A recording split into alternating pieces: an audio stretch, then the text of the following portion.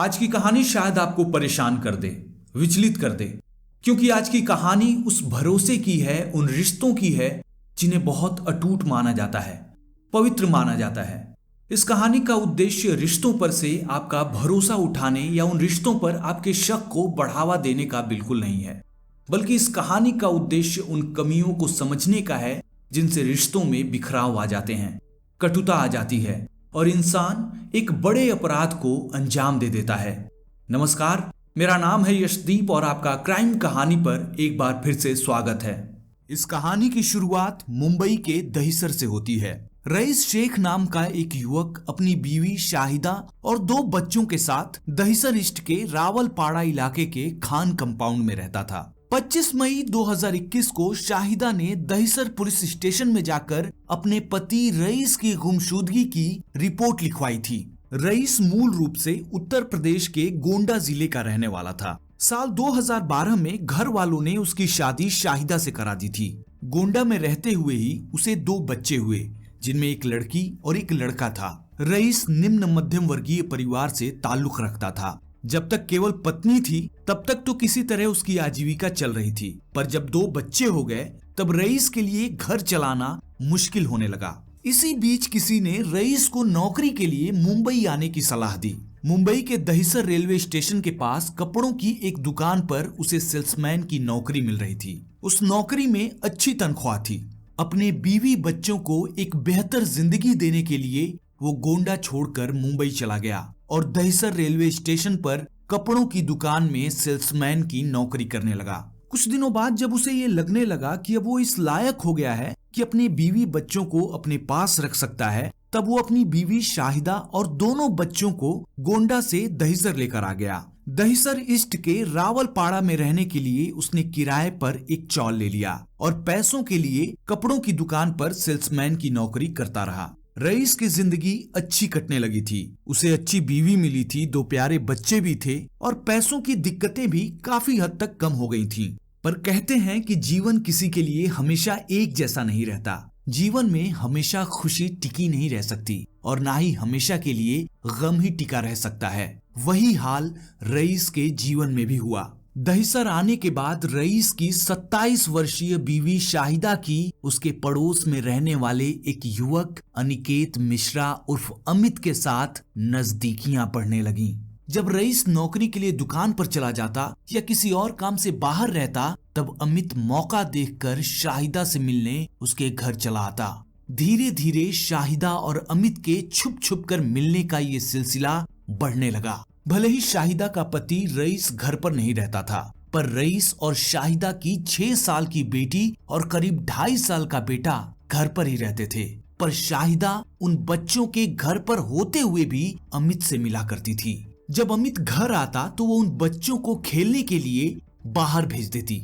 जल्दी ही वो दिन भी आया जब रईस को अपनी बीवी और अमित के अनैतिक रिश्तों की भनक लग गई। उसने इस रिश्ते का विरोध किया, पर रईस के विरोध का ना ही शाहिदा पर कुछ फर्क पड़ा और ना ही अमित पर।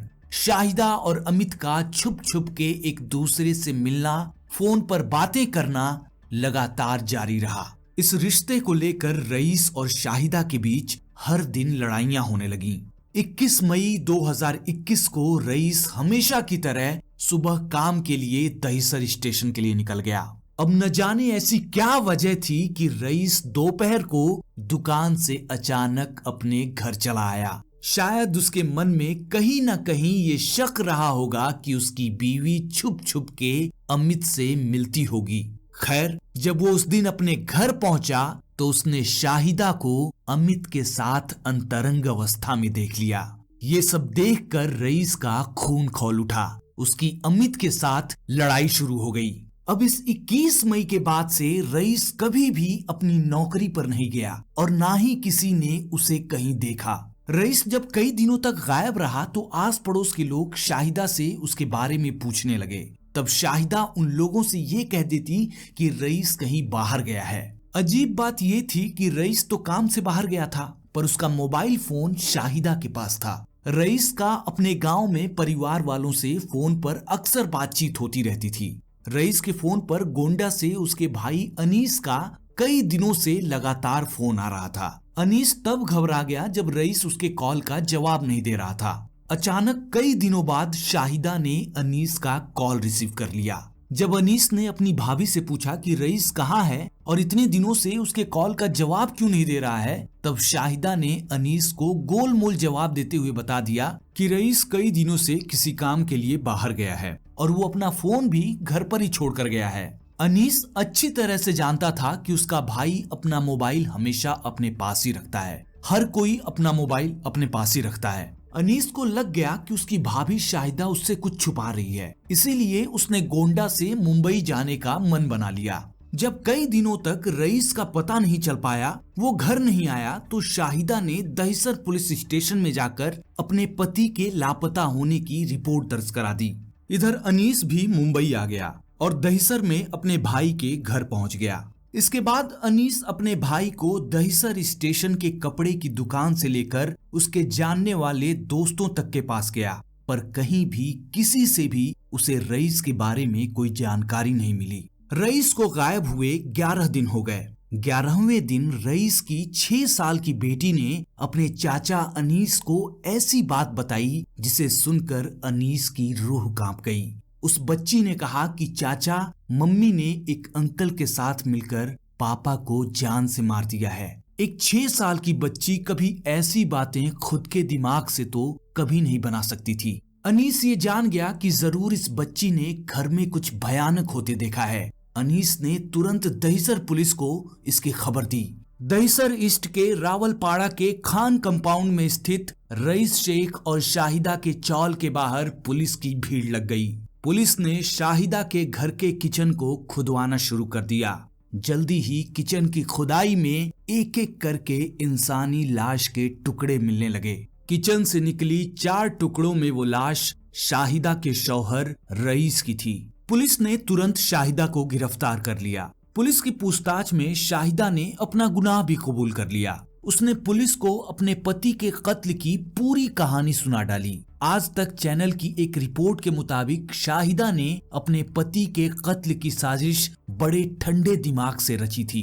21 मई को रईस गायब हो गया था, यानी 21 मई को उसका कत्ल कर दिया गया था। पर 21 मई से पहले ही शाहिदा अपने आशिक अनिकेत मिश्रा उर्फ अमित के साथ मिलकर रईस को मारने की योजना बना ली थी। शाहिदा बाजार से कुदाल, टाइल्स, बालू और सीमेंट खरीद लाई थी। जब रईस ने घर में इन चीजों को देखा तो उसने शाहिदा से पूछा कि ये सारी चीजें घर में कौन लाया। तब शाहिदा ने रईस से बोला कि उसने ही ये सारा सामान मंगवाया है, क्योंकि वो किचन में टाइल्स लगवाना चाहती है।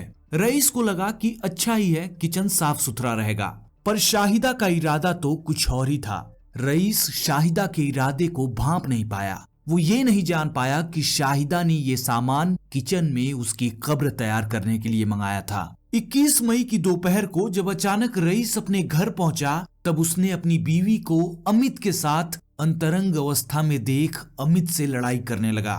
घर में शोर सुनकर दोनों बच्चे भी आ गए। इस लड़ाई में शाहिदा और अमित ने किचन से एक चाकू लाकर उन बच्चों के सामने ही रईस का गला रेत दिया। अपने 6 साल की बेटी और 2.5 साल के बेटे के सामने एक बाप ने तड़प तड़प के दम तोड़ दिया, और उसकी वजह उन बच्चों की माँ थी। शाहिदा ने जब देखा कि उसके दोनों बच्चों ने उसे उनके बाप का खून करते देख लिया है, तो उसने अपने बच्चों तक को भी नहीं छोड़ा। वो उन बच्चों को डराने धमकाने लगी। उसने उन बच्चों से कहा कि अगर उन्होंने ये बात किसी से भी कही तो वो उन्हें उनके बाप की तरह ही पानी के ड्रम में डुबो के मार डालेगी। अपनी माँ की ये बातें सुनकर वो बच्चे डर गए और उन्होंने तब तक इस बात को राज रखा जब तक कि उनके चाचा अनीस दहिसर उनके पास नहीं आ गए। तो रईस को मारने के बाद अब उसकी लाश को ठिकाने लगाने की बारी आई। शाहिदा ने पहले से ही उसका भी जुगाड़ करके रखा था। एक इंसानी लाश को घर से बाहर ले जाने में पकड़े जाने का खतरा था, तो योजना के मुताबिक शाहिदा और अमित ने मिलकर किचन में एक गड्ढा खोद दिया।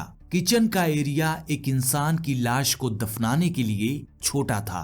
फिर दोनों को एक उपाय सूझी, लाश को छोटा करने की। इसके लिए उन्होंने रईस की लाश को 4 टुकड़ों में काट दिया ताकि गड्ढे में लाश फिट हो जाए। गड्ढे में लाश के चारों टुकड़े डाले गए। फिर उस पर मिट्टी डाली गई और ऊपर से सीमेंट बालू की मदद से टाइल्स लगा दिए गए।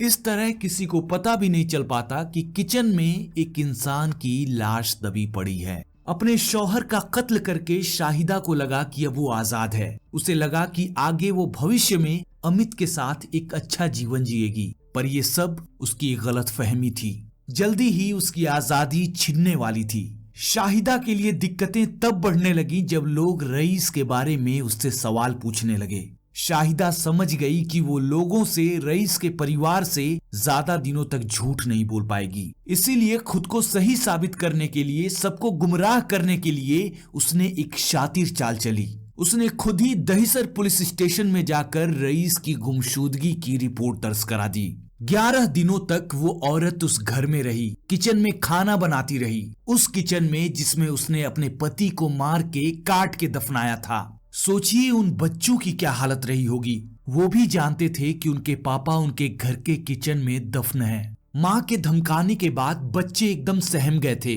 पर जब बच्ची के चाचा अनीस घर पर आए तब बच्चों ने खुद को सुरक्षित महसूस किया। और जब उनकी माँ शाहिदा घर से बाहर गई तब बच्ची ने मौका पाकर पापा के कत्ल वाली बात अपने चाचा को बता दी। इस तरह रईस के गायब होने के 11वें दिन इस मामले से पर्दा उठ गया। इस मामले में अनिकेत मिश्र उर्फ अमित भी उतना ही गुनहगार था जितनी की शाहिदा। वो शाहिदा के किए हर गुनाह में उसके साथ था। वो पुलिस की पकड़ से बचने के लिए इधर उधर छुप रहा था, पर जल्दी ही पुलिस ने उसे भी पकड़ लिया। अब शाहिदा और अमित जेल में हैं और दोनों बच्चे उत्तर प्रदेश के गोंडा में अपने दादा दादी के पास रहते हैं।